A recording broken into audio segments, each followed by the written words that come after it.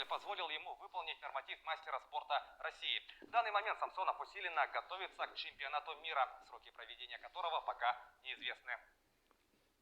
Таковы главные спортивные новости к этому часу. Занимайтесь спортом и будьте здоровы.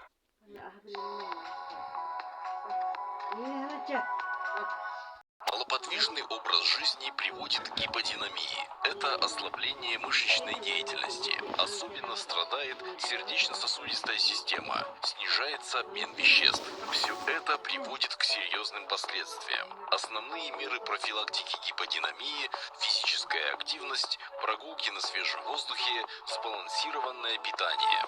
Берегите свое здоровье. Ведите активный образ жизни.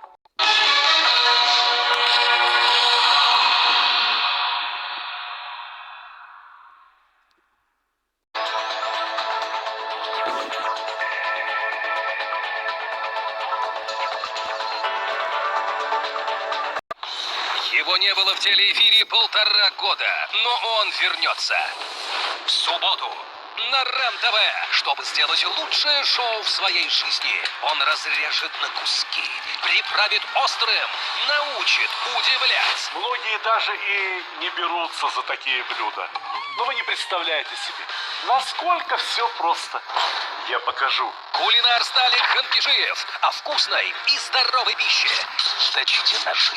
Топливные магнаты кормят экологических активистов. Пищевые гиганты душат сельское хозяйство. Кто стоит за этим? Тираны, гении или новые герои?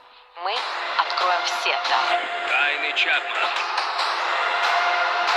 По будням в 17:00 на РЕН-ТВ.